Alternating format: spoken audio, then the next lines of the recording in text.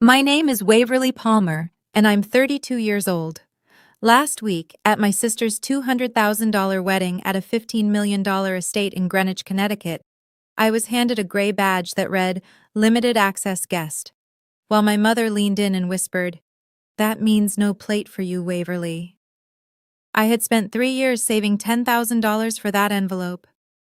3 years of skipped vacations, home-cooked meals, and wearing the same work clothes until the seams frayed. I wanted to give my sister the most generous gift I could afford. I wanted to prove I belonged in this family. Instead, I got a laminated piece of plastic that told me I wasn't welcome at the reception. So I walked to the gift table, retrieved my envelope, and said 5 words that made my mother's face turn white. Before I tell you what happened next, please take a moment to like and subscribe, but only if this story resonates with you. Drop a comment telling me where you're watching from and what time it is there. But to understand why I did what I did, I need to take you back 6 months before that wedding. The Palmer family looks perfect on paper. My father, Gerald, is a retired mechanical engineer who spent 35 years at the same company. My mother, Patricia, worked as a bank teller before she decided that being a homemaker suited her better, especially once my sister started winning academic awards. And then there's Miranda, 3 years older than me, Harvard MBA, investment banker at a prestigious firm in Manhattan, the daughter who made my parents' Christmas cards worth sending. And me? I'm a mid-level accountant at a small logistics company in Queens. I live in a studio apartment that costs $1,800 a month and has a view of a brick wall. I went to community college, then transferred to a state university because my parents said they couldn't afford to send 2 daughters to expensive schools. Funny how they found the money for Miranda's down payment on her Upper East Side condo 3 years later. Growing up, I learned to measure love in square footage. Miranda's bedroom was twice the size of mine. Her closet had built-in shelves. Mine had a metal rod and 3 plastic hangers from the dollar store. When she graduated high school, my parents threw her a party with catered food and a live DJ. When I graduated, my mother said, "We'll do something small," and then forgot entirely. But the thing I remember most clearly is the photo on our living room mantel. It's a family portrait from 2015. My parents and Miranda, standing in front of a Christmas tree, smiling like they'd just won the lottery. I'm not in it. My mother said the frame was too small to fit all 4 of us, so they cropped me out.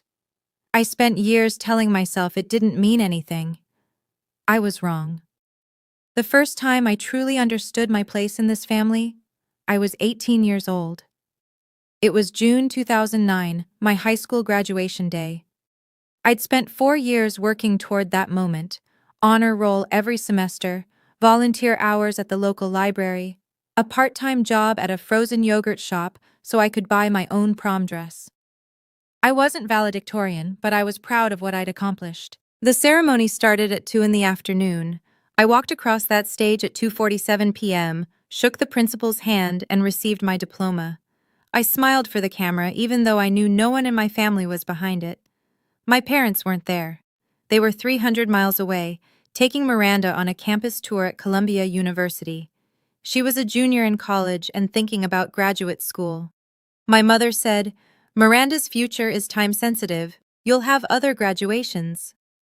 I never did. The only person in that auditorium who came for me was my Aunt Diane, my mother's younger sister. She drove 2 hours from her flower shop in Hartford to sit in the 3rd row and cheer when my name was called. Afterward, she took me to dinner at a little Italian restaurant and gave me a card with a $100 bill inside. "Your mother did the same thing to me once," she said quietly, cutting into her chicken parmesan. "When I got engaged, she was too busy helping your grandmother reorganize her china cabinet to come see the ring." I didn't know what to say. Aunt Diane reached across the table and squeezed my hand. "You're not missing anything, Waverly. They just don't know how to see you yet. But I've spent 15 years waiting for them to see me, and I'm starting to think they never will." 6 months before the wedding, my phone buzzed with a text from our family group chat. a group chat I was added to but rarely spoken. Miranda had attached a photo of her left hand, a 3-carat cushion-cut diamond glittering against a backdrop of what looked like a rooftop restaurant in Manhattan. The message read, "Jonathan proposed. Wedding planning starts now. Jonathan Whitmore III." I'd met him exactly twice, once at a family dinner where he spent the entire meal talking about his golf handicap, and once at Miranda's birthday party where he didn't acknowledge me at all. His family was old money, Greenwich, Connecticut. His father was a retired hedge fund manager, and his mother sat on the boards of 3 different charitable foundations, the kind of people who summered as a verb. My mother's response came within seconds. "My baby! This is the happiest day of my life." My father sent a thumbs-up emoji. I typed and deleted 3 different messages before settling on, "Congratulations, Miranda, I'm happy for you." No one responded. 2 weeks later, the invitation arrived. Thick cotton paper, at least 600 grams. The lettering was embossed in gold, with a custom monogram featuring intertwined Ms. and J's.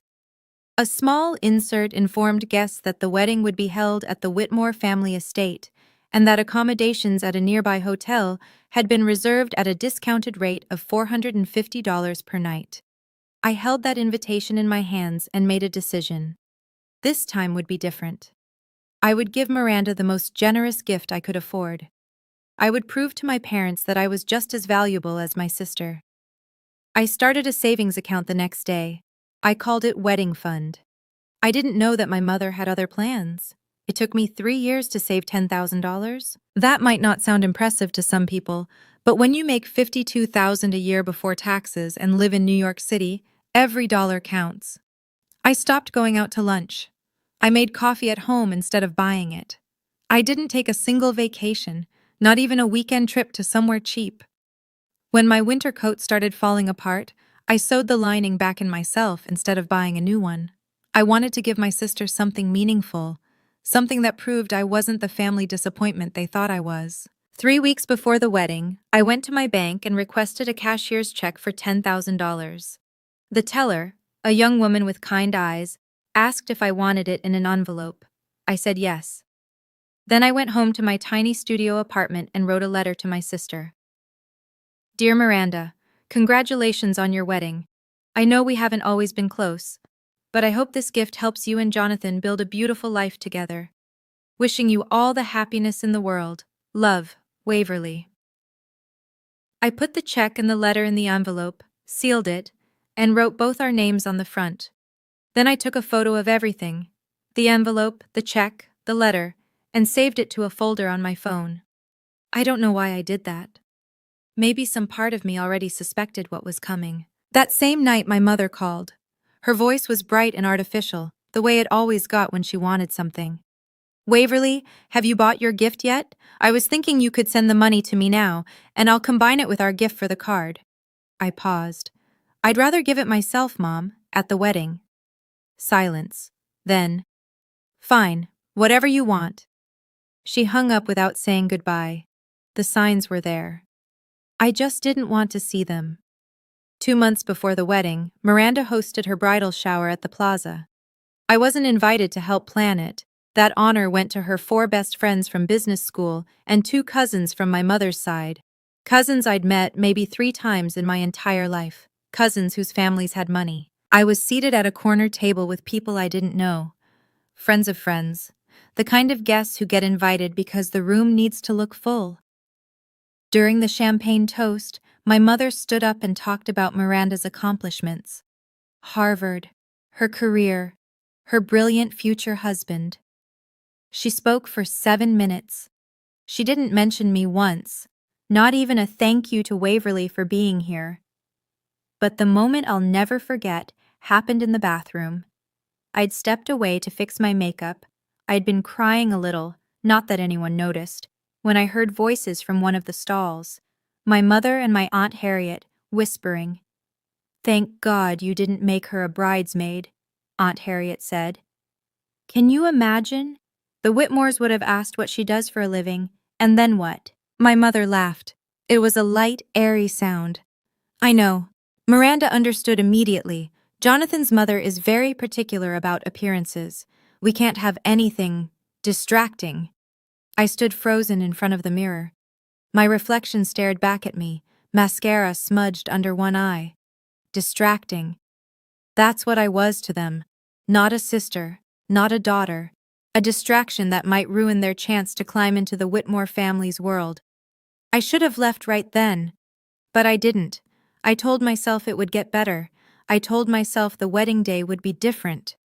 1 week before the wedding, I received an email from the wedding planner. The subject line read, "Rehearsal dinner guest list, final." I scrolled through the 40 names on the list. Miranda's bridesmaids, Jonathan's groomsmen, both sets of parents, aunts, uncles, cousins from the Whitmore side, even a few of Miranda's college friends who'd flown in early. My name wasn't on it. I read the list 3 times, convinced I'd missed it. Then I called my mother.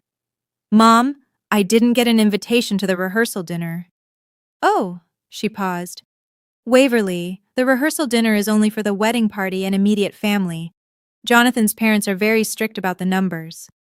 I felt something cold settle in my chest. "I'm not immediate family?" "You know what I mean. It's not personal. The Whitmores are hosting, and they have a lot of important people to accommodate. There's simply no room." I pulled up the email again, scanned the names.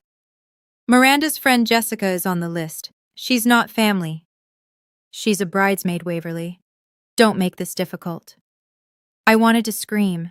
I wanted to ask her why Jessica, a woman Miranda had known for 4 years, was more important than the sister she'd grown up with. But I knew it wouldn't matter. My mother had made her choice a long time ago. "Okay," I said quietly. "I understand." "Good. We'll see you at the ceremony." She hung up. I sat in my apartment for a long time after that, staring at the envelope on my kitchen table. $10,000, 3 years of sacrifice, and I wasn't even invited to the dinner the night before. But I still believed the wedding day would be different.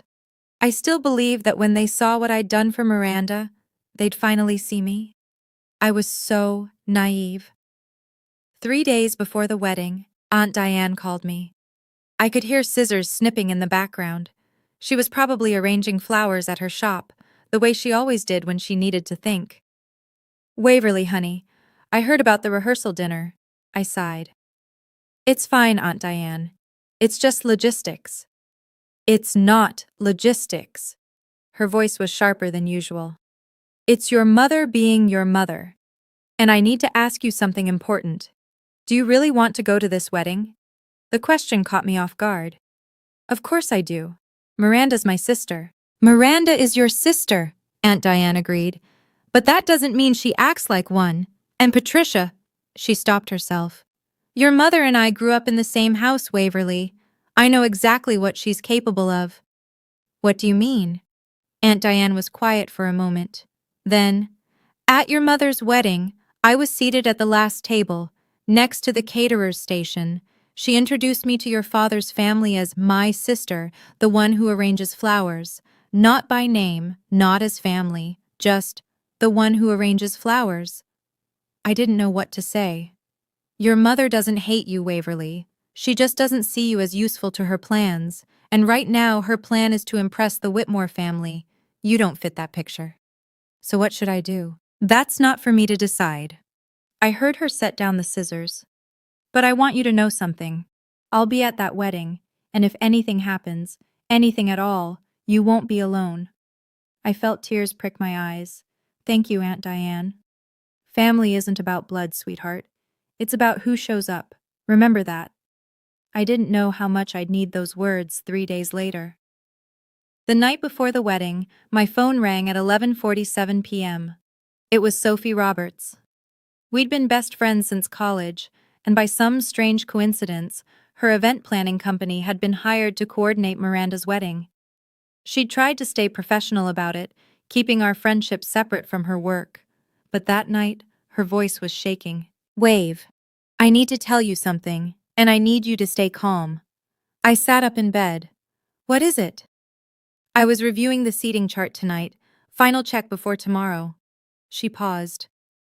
Your name was on table 3 2 weeks ago, family of the bride. But when I look today, it's been crossed out, with a pen, and there's a note next to it. My heart started pounding. What does the note say? It says, "Guest will receive limited access badge, no meal." I couldn't breathe. Who wrote it? I don't know for sure, but I recognize the handwriting wave. Sophie's voice dropped. It looks like your mother's. The room started spinning. No meal, limited access. They weren't just excluding me from the rehearsal dinner. They were excluding me from the entire reception. Sophie, are you sure? I took a photo of the note. I'm sending it to you now. My phone buzzed. I opened the image and stared at the familiar handwriting, the same neat cursive that had signed my birthday cards for 32 years. Guest will receive limited access badge, no meal. My mother hadn't just forgotten about me. She'd planned this. Deliberately, methodically. She wanted my money but not my presence. I didn't sleep that night, but by morning, I knew exactly what I was going to do. I woke up on the morning of June 14th with a strange sense of clarity. The panic from the night before had burned itself out. In its place was something colder, harder. Not anger exactly, more like certainty. I stood in front of my closet, the same tiny closet I'd had for 4 years, and chose my outfit carefully. A navy blue dress I'd bought on sale 2 years ago. Simple, elegant, not attention-seeking. The kind of dress you wear when you want to look respectable, but not memorable. I did my own makeup, neutral tones, a light application of mascara. Nothing that would run if I cried. Then I sat down at my kitchen table and gathered my evidence. The screenshot of my mother's text asking me to send the money early, the photo of the seating chart note Sophie had sent, the picture of my envelope with the cashier's check inside, and Sophie's contact information, in case anyone tried to call me a liar. I put my phone in my clutch alongside the envelope. Then I called Aunt Diane. "I'm still going," I told her. "I figured you would. Are you okay?" "I don't know, but I need to see this through. I need to watch them do it to my face." Aunt Diane was quiet for a moment. "I'll be there, Waverly. I'll stay close to the gift table. If you need me, just look in that direction." "Thank you." "And Waverly, whatever you decide to do, I'll support you, even if it makes your mother hate me forever."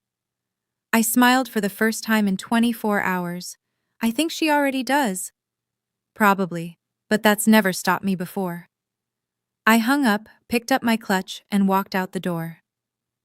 It was time to face my family. The Whitmore estate looked like something from a magazine. Georgian architecture, white columns, manicured hedges trimmed into perfect geometric shapes. The driveway was a sweeping curve of white gravel, lined with BMWs and Mercedes and Range Rovers that probably cost more than my annual salary. I'd taken the train from the city, then a taxi from the station. The driver whistled when we pulled up to the gate. "Some party, huh?" Something like that. I walked toward the entrance, where 2 staff members in crisp black vests stood behind a registration table. White tablecloth, flower arrangements in crystal vases, a neat stack of badges organized alphabetically. The woman in front of me, someone I didn't recognize, gave her name and received a gleaming gold badge. I watched her pin it to her dress and walk through the entrance without a second glance. "Name?" the staff member asked me. "Waverly Palmer." He scanned his list, then reached under the table. When his hand came back up, he was holding a gray badge. Not gold. Gray. The color of concrete. The color of something you'd rather not notice. I looked down at it. 3 words printed in plain black letters. Limited access guest. "Ma'am, this badge allows you access to the ceremony area only. The reception tent requires a gold badge." I stared at him. "I'm the bride's sister." His face flickered with something that might have been sympathy. "I'm sorry, ma'am, I'm just following the list." Before I could respond, I felt a hand on my elbow. I turned. My mother, dressed in a pale pink gown that probably cost more than my rent, diamonds at her throat, a perfect smile that didn't reach her eyes. Waverly, darling, let's talk privately for a moment. The staff member looked relieved. My mother pulled me toward a cluster of rose bushes, out of earshot from the registration table. Don't make a scene, she said, still smiling. Anyone watching would think we were having a pleasant conversation. What does limited access mean? I asked. My voice was steady. I was proud of that. It means... She glanced over her shoulder, then lowered her voice. It means you can attend the ceremony, but there's no room for you at the reception. The words hit me like ice water. No room? Jonathan's parents have a lot of important guests, Waverly. Business associates, board members, people who matter to the Whitmores. We couldn't exactly ask them to give up seats for... She stopped herself, but I heard the end of that sentence anyway. For someone like you. You could have told me, I said, before I spent $300 on a train ticket and a dress. Would you have come? No. Exactly. She patted my arm like I was a child who didn't understand. Look, just stay for the ceremony, show your face, leave your gift on the table, and then you can go. Miranda will understand. I looked at her, really looked at her. The woman who had raised me. The woman who had forgotten my graduation, cropped me out of family photos, and whispered about me in bathrooms. And now she stood here, in her designer gown and her borrowed diamonds, asking me to donate $10,000 to a wedding I wasn't allowed to attend.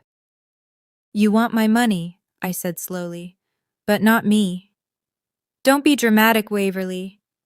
Something in my chest clicked into place. Not breaking, setting. Okay, Mom, I smiled. I won't make a scene. She exhaled with relief. She had no idea what was coming. I played the part perfectly. I nodded when my mother finished her explanation. I let her guide me toward the ceremony area, a stunning garden with rows of white chairs and an arch dripping with white roses and eucalyptus. I took a seat in the very last row, near the edge, where no one would notice me. The chair was different from the others, cheaper. A basic folding chair, while the first 10 rows had cushioned seats with high backs. I sat down and watched my family prepare for the happiest day of their lives. My father stood near the front, making small talk with Jonathan's father, a silver-haired man in a suit that probably cost $5,000. My mother circulated among the guests, laughing and touching arms and doing that thing she does, where she makes everyone feel like they're the most important person in the room. Everyone except me. Miranda emerged from the main house in a cloud of white tulle and chantilly lace. A Vera Wang gown. I'd heard her mention the designer at least 15 times. $20,000 of fabric and beading that made her look like a princess. She was beautiful. I'll give her that. The ceremony began. Vows were exchanged. Tears were shed, mostly by my mother, who dabbed at her eyes with a monogrammed handkerchief. When Miranda and Jonathan kissed, 150 people rose to their feet and applauded. I stayed seated. Afterward, the photographer gathered the families for portraits. Both sets of parents, the wedding party, extended relatives I'd never met. Anyone else from the family? The photographer called out. My mother shook her head. No, we're all here. I watched them pose in front of the rose arch, smiling like the perfect family they'd always wanted to be. And I thought, not for much longer. The ceremony ended with a shower of white petals and a string quartet playing Mendelssohn. Guests began drifting toward the reception tent, an enormous white structure that glowed from within like a lantern. Through the open flaps, I could see crystal chandeliers hanging from the ceiling, tables draped in ivory linen, centerpieces of imported Dutch flowers that probably cost more than my weekly groceries. I stood at the edge of the garden, watching my family disappear into that golden light. No one looked back. For a moment, just a moment, I considered leaving. Taking my envelope, walking back down that white gravel driveway, and never speaking to any of them again. It would have been the dignified thing to do, the quiet thing. But I was done being quiet. A hand touched my shoulder. I turned to find Aunt Diane standing beside me, her silver hair pulled back in an elegant twist, wearing a simple burgundy dress that somehow looked more regal than anything my mother had on. "How are you holding up, sweetheart?" I showed her the gray badge still clutched in my hand. "They don't want me at the reception." "I know, Sophie told me." She didn't look surprised, just sad. "What are you going to do?" "I'm going to get my envelope back." Aunt Diane nodded slowly. "The gift table is near the east entrance. I walked past it earlier." She squeezed my hand. "I'll be nearby. You won't be alone." "Thank you." "Waverly," she held my gaze. "Whatever happens in the next 10 minutes, don't apologize, don't explain, don't give them the satisfaction of seeing you break." I took a deep breath. "I won't." She stepped back and I turned toward the tent. The gift table was waiting. I was halfway to the entrance when a staff member stepped into my path. "Excuse me, ma'am." He was young, maybe 22, with an apologetic expression. "May I see your badge?" I held up the gray card. His face fell. "I'm sorry, ma'am. This badge doesn't grant access to the reception area. Gold badges only." "I understand."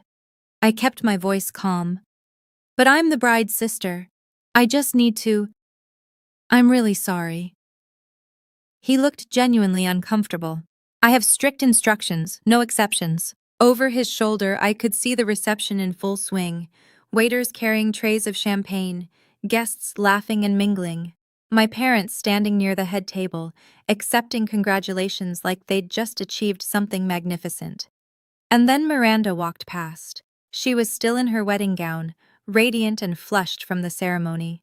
Her eyes met mine through the crowd. For one single second, I thought she might stop, might tell the staff member to let me through, might remember that I was her sister before I was an inconvenience. Instead, she looked away and kept walking. She didn't even slow down. The staff member shifted awkwardly. "Ma'am, if you'd like to wait outside, I can—" "It's fine." I stepped back. "I'm not trying to get in." He looked relieved. I turned and walked toward the east side of the tent, where a white table covered in silk fabric held a mountain of beautifully wrapped gifts. No security, no supervision, just a decorative sign that read, "Blessings for M and J" in gold calligraphy. My envelope was in there somewhere. $10,000 that my family expected to receive, but didn't think I deserved to be thanked for in person. It was time to take it back. I want to pause here for a moment. You've seen what they did to me.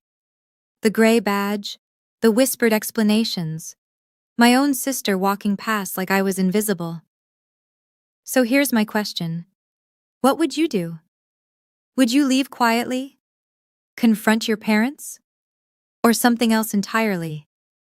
Drop your answer in the comments, A, B, or C. I really want to know. And if this story has you feeling something right now, hit that share button. Someone in your life needs to hear this. Now, let me tell you what happened next. The gift table was even more elaborate up close. Ivory silk cascading to the grass, white peonies arranged in crystal bowls, boxes wrapped in expensive paper with coordinated ribbons, the kind you see in luxury department stores. Some gifts were clearly expensive. A few had cards from brands I recognized. Tiffany, Williams-Sonoma. One long box that might have been from a jeweler. And there, near the left corner, partially hidden under a larger package, a white envelope with familiar handwriting. From Waverly Palmer. I'd written those words myself, 3 weeks ago at my tiny kitchen table, hoping this gift would finally make my family see me differently. What a joke. I glanced around. The staff members were focused on the tent entrance. A few guests lingered nearby, sipping champagne and chatting, but no one was watching the gift table. Why would they? Who steals from a wedding? I'm not stealing, I reminded myself. I'm taking back what's mine. Aunt Diane appeared at the edge of my vision, standing near a trellis covered in climbing roses. She gave me a small nod. "You're not alone." I took a breath and walked to the table. Casual, unhurried, like I was simply admiring the gifts. My fingers found the envelope immediately. The paper was slightly crinkled at one corner, Someone had picked it up, looked at it, and put it back down. Probably whoever organized the display. They'd seen my name. They knew I'd given generously. But they'd still decided I didn't deserve to be there when Miranda opened it. I slid the envelope into my clutch in one smooth motion. That's when I heard heels clicking on the flagstone behind me. "Waverly?" My mother's voice, sharp, confused. "What are you doing?" I'd expected this, maybe even hoped for it. My mother stood 3 feet away, champagne flute in hand, her perfectly made-up face frozen in an expression somewhere between shock and fury. Behind her, a few guests had turned to watch, not many, but enough. "I asked you a question," she said, lowering her voice to a hiss. "What are you doing at the gift table?" Taking back my envelope. "You're—" She stopped, processed. "You can't do that." "I can." I kept my voice calm, the way Aunt Diane had taught me. "The gift hasn't been given yet. The envelope hasn't been opened. Legally and morally, it still belongs to me. This is ridiculous. Put it back right now." I didn't move. From somewhere behind me, I heard a familiar voice. Sophie, speaking into her wireless headset about an issue with the cake display. She walked past us without making eye contact, but her hand brushed against mine as she passed, and into my palm she pressed a folded piece of paper. A copy of the note. The handwritten note she'd photographed the night before. "Guest will receive limited access badge, no meal." In my mother's handwriting. I palmed the paper into my clutch alongside my envelope. Evidence, confirmation, proof that this wasn't an oversight or a mistake. My mother had planned this from the beginning. "Patricia?" A woman's voice interrupted us, older, cultured, with the slight accent of old Connecticut money. "Is everything all right?" I turned. Eleanor Whitmore, mother of the groom, silver hair, pearls at her throat, eyes that missed nothing. My mother's face went pale. "Everything's fine, Eleanor. Just a small family matter." But Eleanor's gaze had already landed on me, on my gray badge, on the clutch I was holding just a little too tightly. "I see," she said. "How interesting." The next 30 seconds felt like an hour. Eleanor Whitmore was still watching me with those sharp, intelligent eyes. My mother was frozen beside her, clearly calculating how to salvage the situation. And in the background, the string quartet played something soft and romantic while 150 oblivious guests celebrated. I looked at the gray badge still hanging from my dress, then at the tent, golden and glowing, full of people who'd been told I wasn't important enough to sit with them. My mother took a step toward me. "Waverly, please, don't do this here. Not today." "Why not today?" "Because it's your sister's wedding." "Is it?" I tilted my head. "Because from where I'm standing, it looks more like your wedding, your chance to impress the Whitmores, your opportunity to prove the Palmer family belongs in their world." Eleanor's eyebrow rose almost imperceptibly. "That's not fair," my mother said. "Fair?" I almost laughed. "You asked me for my gift money 3 weeks ago. You wanted it early so you could combine it with yours, so Miranda would think the generosity came from you. When I said no, you decided to punish me. That's not— You crossed my name off the seating chart. You gave instructions for me to receive a limited badge. You made sure I couldn't even sit down to eat at my own sister's wedding." My mother's face had gone from pale to gray. Eleanor Whitmore hadn't said a word, but her expression had shifted into something cold and evaluative. "I have the note, Mom." I patted my clutch. "Sophie found it. Your handwriting. Your instructions. No meal." For the first time in my life, I watched my mother run out of words. And that's when Miranda appeared at the tent entrance. "What the hell is going on?" The crowd parted for my sister like she was royalty. Miranda swept toward us in a cloud of white tulle, her face flushed with what I initially thought was joy but quickly recognized as rage. Jonathan trailed behind her, looking confused. Several guests had stopped their conversations to watch. "Waverly," Miranda's voice was ice. "What are you doing at my gift table?" I pulled the envelope from my clutch and held it up so everyone nearby could see. "This is my gift to you." A cashier's check for $10,000. A murmur rippled through the watching guests. 10,000 was a significant sum, even for this crowd. I saved for 3 years, I continued, keeping my voice steady. I skipped vacations. I bought my coffee at home.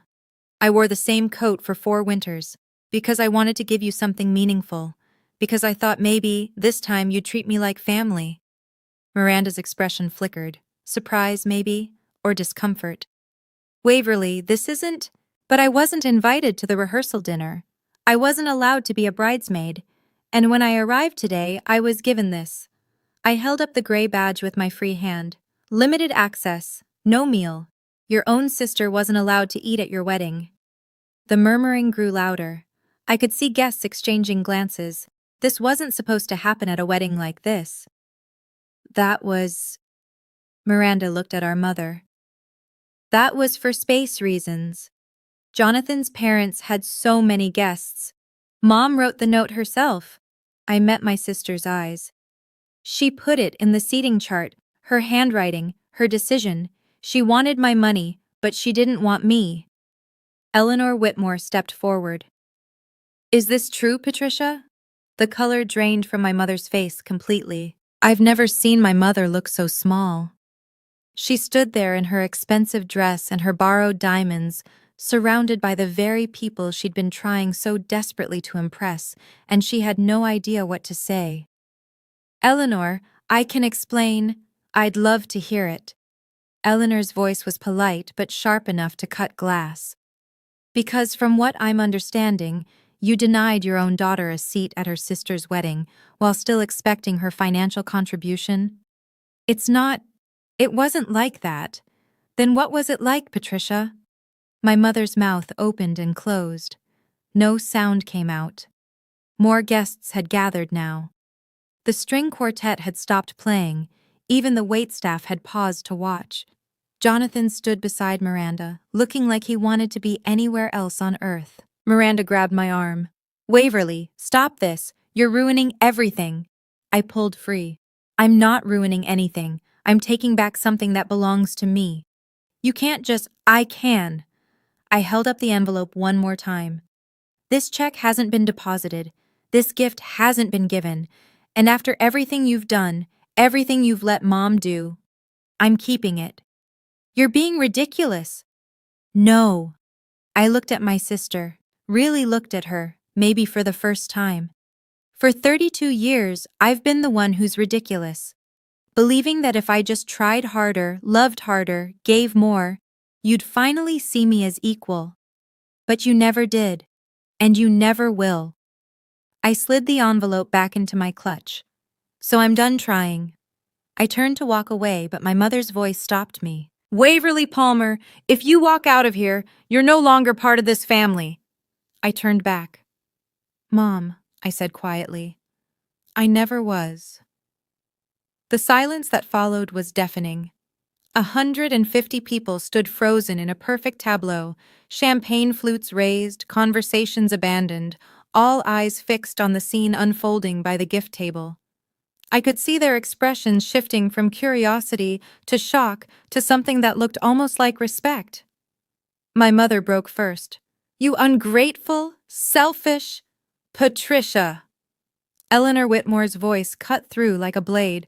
Perhaps this isn't the moment. My mother whirled toward her. Eleanor, please, you don't understand. I understand perfectly. The older woman's gaze was arctic.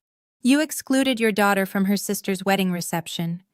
You denied her a seat, a meal, and basic dignity, and you expected her to silently contribute $10,000 anyway. She paused. That's not a misunderstanding. That's a calculation. Jonathan shifted uncomfortably. Mom, maybe we should have been told the full situation before we agreed to host this wedding. Eleanor didn't raise her voice, but she didn't need to. The Whitmores value family, Patricia. All of family, not just the members who photograph well. My mother looked like she'd been slapped. Miranda stepped forward, tears streaming down her face.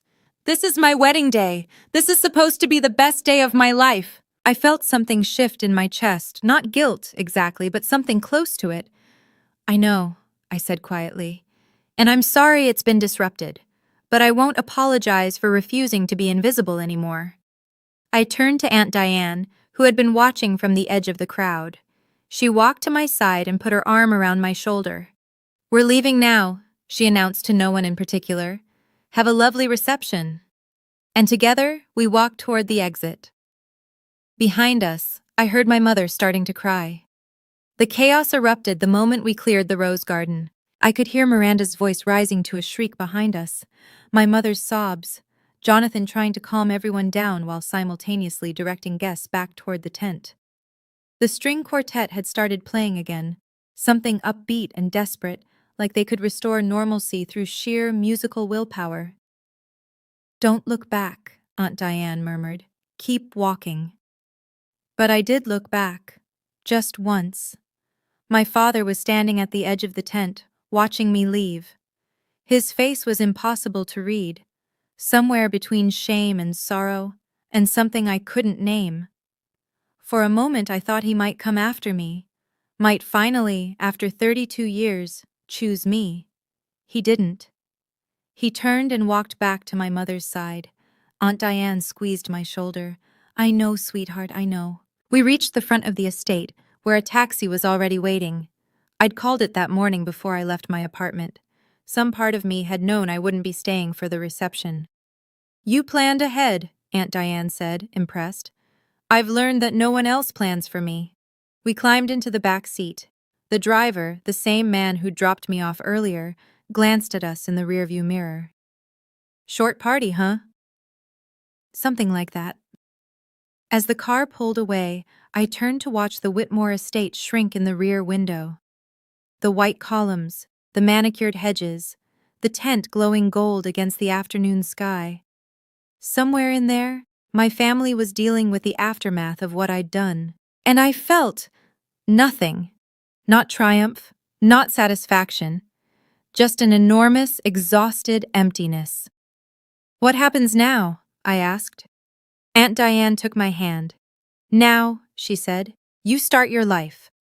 We were a quarter-mile from the estate when I heard the shouting. The driver slowed as another car pulled up alongside us, a white SUV with the Whitmore Estate logo on the door. Through the window, I saw Miranda in the back seat, still in her wedding dress, mascara streaking down her face. "Waverly, stop!" The driver looked at me. "Ma'am? Keep driving." But the SUV cut in front of us, forcing a stop. Before I could react, Miranda had thrown open her door and was running toward our taxi in $20,000 worth of ruined tool. "You have to come back!" She was breathless, desperate. "You have to fix this!" I rolled down my window. "There's nothing to fix, Miranda." "Yes, there is," her voice cracked. "Eleanor is furious. Jonathan's father is asking questions. Mom won't stop crying." "That sounds like a problem for Mom, not for me." "Waverly, please." Miranda leaned against the car door, and for a moment, she looked like the little girl who used to sneak into my room during thunderstorms. "I'll make it right. You can come back to the reception. I'll tell them there was a mix-up." "A mix-up?" I stared at her. "You think this was a mix-up?" It was complicated. Mom wanted my money, and you wanted to marry Jonathan without anyone asking awkward questions about your accountant's sister." I shook my head. "That's not a mix-up, Miranda. That's a choice." Tears spilled down her cheeks. "I'm your sister." "Yes." I felt Aunt Diane's hand tighten on mine. "And you chose to let them treat me like I wasn't." Miranda opened her mouth, closed it. She had nothing. "Go back to your wedding," I said. "Your guests are waiting." I rolled up the window. "Drive." My phone started ringing before we reached the main road. "Mom? Dad? Miranda?" Mom again. Unknown numbers that were probably relatives calling on someone else's behalf. I silenced all of them and stared out the window at the Connecticut countryside, rolling hills, stone walls, houses with 3-car garages and tennis courts. "You're allowed to feel things," Aunt Diane said quietly. "This isn't nothing." I know, I swallowed. But I can't feel them yet. Not while I'm still in this car. Not while I can still see that house in the distance. My phone rang again. This time it was my father. Something in me, some old childish hope, made me answer. Waverly. His voice was thin, strained. Please come back. Your mother is. She's not handling this well. She's not handling it well? I know how it looks. Do you? I felt the anger rising now, pushing through the numbness. Dad, they gave me a gray badge. They told me I couldn't eat. They wanted my money but not my presents. And you stood there. You let it happen. Silence. I didn't know about the badge. You didn't ask. My voice broke slightly, and I hated it. In 32 years, you've never once asked how I was being treated. You let Mom handle it. You let Miranda be the important one. And you never, ever protected me. Waverly. I'm not coming back, Dad. Not today. Maybe not ever. You can't just cut off your family. Watch me. I hung up. Aunt Diane didn't say anything. She just reached over and gently pried the phone from my shaking hand. You can have this back later, she said. When you're ready. The taxi drove on. Behind us, the Whitmore estate disappeared over the horizon. I didn't look back again. The tears didn't come until we reached the train station. Aunt Diane had insisted on riding back to the city with me. We sat in a quiet corner of the Metro North platform, surrounded by weekend travelers who had no idea that my entire world had just collapsed and rebuilt itself in the span of 2 hours. I actually did it. My voice sounded strange in my own ears. I actually took the envelope and walked out. You did. They're going to hate me. Aunt Diane pulled me close. Some of them will. But sweetheart, they weren't treating you with love to begin with. You can't lose something you never had. The tears came then, not the delicate photogenic tears my mother produced on command, but ugly, heaving sobs that shook my whole body. I cried for the graduation they'd missed, for the family portrait they'd cropped me out of, for the 32 years I'd spent believing that if I just loved them hard enough, they'd love me back. It was never going to be enough, was it? I whispered. No matter what I did. No, honey, it wasn't. Aunt Diane stroked my hair like she used to when I was small. Some people aren't capable of seeing value in others. That's a failing in them, not in you. The train arrived. We boarded in silence. As the Connecticut scenery gave way to the gray edges of New York City, my phone buzzed one more time. I glanced at the screen. A text from Sophie. Eleanor pulled Miranda into a private room after you left. No one knows what happened, but Miranda was crying when she came out. I think things are about to change for your family. I stared at the message for a long moment. Then I put my phone away and closed my eyes. That was the moment I left my sister's wedding. But the story doesn't end there. What happened in the weeks that followed, with my parents, with Miranda, with Eleanor Whitmore, I didn't see coming. Before I tell you the rest, I'd love to hear from you. Have you ever had to set boundaries with family? Comment below. A, if you've done it, B, if you're considering it, or C, if you need the courage. And if this story hit close to home, consider subscribing. The ending will surprise you. Now, let me tell you what happened next. My phone didn't stop buzzing for 3 days. I turned off notifications, but I could see the counter climbing every time I glanced at the screen. Missed calls, 47, texts, over 100, voicemails that I couldn't bring myself to listen to. The Monday after the wedding, I went to my bank during lunch break and voided the cashier's check. The teller, a different one than before, asked if something was wrong. Change of plans, I said. I'm keeping the money. That evening, Aunt Diane called from her flower shop. I've been hearing things, she said, scissors snipping in the background. Eleanor Whitmore had a very long conversation with your mother after you left. Your mother called me this morning to blame me for encouraging you. What did you say? I told her I didn't encourage anything. You made your own choice. A pause. I also told her that if she'd treated you with basic dignity, none of this would have happened. How'd she take that? She hung up on me. So, about as expected. I almost laughed. What about Miranda? Aunt Diane's voice softened. From what I hear, the honeymoon has been tense. Eleanor said something to Miranda privately. No one knows exactly what, but apparently there have been tears. Jonathan's been trying to smooth things over, but Eleanor is… well, she's Eleanor. She doesn't forget. I processed this in silence. Part of me wanted to feel vindicated, but mostly I just felt tired. What do I do now? I asked. You move forward, sweetheart. You've spent 32 years waiting for them to change. Now you stop waiting. I looked around my tiny studio apartment, the cramped kitchen, the view of the brick wall, the empty envelope holder on my desk. I think I can do that. 2 weeks after the wedding, 3 things happened.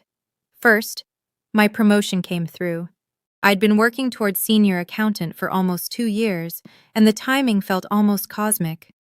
My boss, a practical woman named Margaret who had no patience for drama, called me into her office on a Tuesday afternoon. You've earned this, Waverly. Whatever's going on in your personal life, you've never let it affect your work.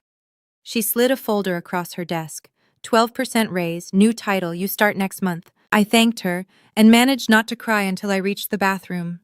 Second, my mother left a voicemail. I'd been deleting them unheard, but something about this one made me pause. Her voice was different, not the sharp, controlling tone I was used to, but something thinner, almost fragile. Waverly, I know you're not listening to these, but I need you to know that Eleanor spoke to me, about family, about how we treat each other. A long pause. I don't agree with everything she said, but I've been thinking, maybe we should talk. I saved the voicemail. I didn't call back. Third, my father sent an email. Not to the family group, just to me. Private. Waverly. I don't know how to say this, so I'll just say it. I'm sorry. I should have protected you. I should have spoken up. I didn't, and that's a failure I'll have to live with. I'm not asking you to forgive me. I'm just asking you to know that I see it now. I see what we did. If you ever want to talk, I'm here.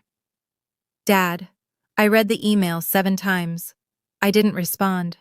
But I saved it to a folder labeled, Maybe Someday.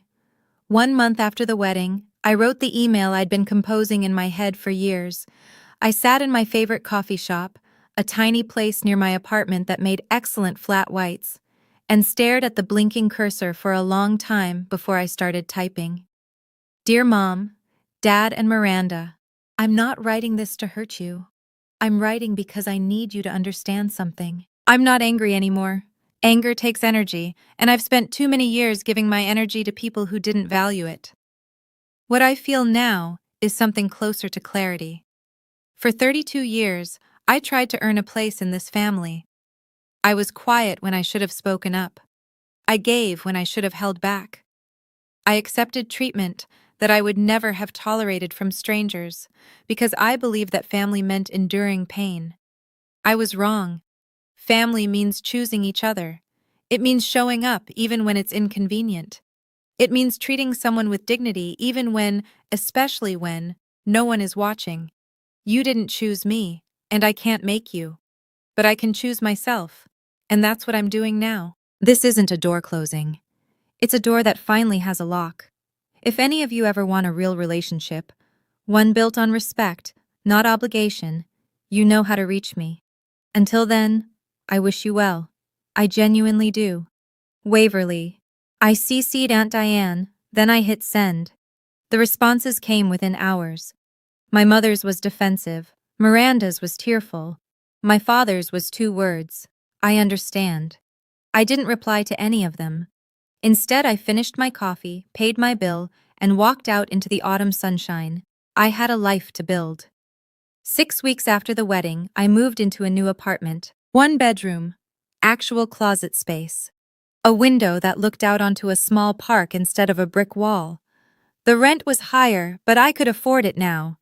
partly because of my promotion, and partly because I had $10,000 that wasn't going anywhere else. Aunt Diane drove down from Hartford to help me unpack. We spent the whole day arranging furniture, hanging curtains, and arguing about the best placement for the small, succulent collection I'd started. "This one needs more light," she said, holding up a particularly stubborn echeveria. "And this corner gets good afternoon sun. Trust me, I've been growing things for 40 years. I let her win that argument. Around sunset, we took a break and sat on my new balcony with glasses of cheap wine. Below us, children were playing in the park while their parents scrolled through phones on benches. Normal life, ordinary joy. "I brought you something," Aunt Diane said. She handed me a framed photograph. Me at my high school graduation, clutching my diploma and smiling despite the tears in my eyes. I remembered that moment. It was right after the ceremony, right after I'd realized my parents weren't there. "You kept this?" "I've had it on my desk for 15 years, she smiled. "Figured it's time it hung somewhere it belongs." I stared at the image. Younger me, hopeful me, the me who still believed things would get better if I just kept trying. "Thank you," I whispered, "for everything. For being there when they weren't." Aunt Diane put her arm around my shoulder. "That's what family does, sweetheart. Real family." I hung the photo above my desk that night. For the first time, I looked forward to coming home. I've had a lot of time to think about why my family did what they did. My mother, Patricia, grew up in a house where status was everything. Her parents measured worth in titles and tax brackets. When Miranda married into the Whitmore family, Mom saw her own redemption, a chance to finally belong to the world she'd always envied. I wasn't part of that picture, not because she hated me, but because I didn't fit her vision of who the Palmers could become. Psychologists have a term for this: vicarious achievement. When parents live through their children's success because they feel inadequate about their own. Mom couldn't climb the social ladder herself, so she attached herself to Miranda's journey. And anyone who threatened that narrative, including her own daughter, became expendable. Miranda wasn't malicious. She was complicit. She grew up believing the world owed her more because she achieved more. When Mom suggested downgrading my role at the wedding, Miranda didn't object because objecting would have cost her something. Golden children don't question systems that benefit them. And Dad? Dad was the enabler. The man who kept peace by never taking sides, which, in practice, always meant taking Mom's side. His silence wasn't neutral. It was a choice. But here's what I've learned. Understanding why someone hurt you doesn't mean you have to accept it. Compassion and boundaries can coexist. I don't hate my family.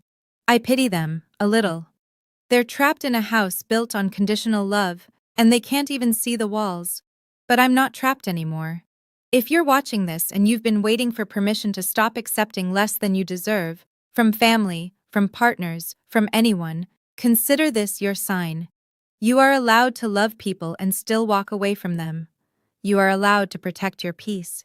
You are allowed to choose yourself. And you are never, ever obligated to stay at a table where you're not fed. Thank you for staying with me until the end. If this story helped you feel less alone, drop a comment. A, if you've set boundaries with family. B, if you're working toward it. Or C, if you needed to hear this today. I read every single one. And if you want more stories like this, subscribe and tap the bell.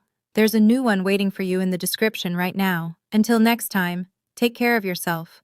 No one else will do it the way you can.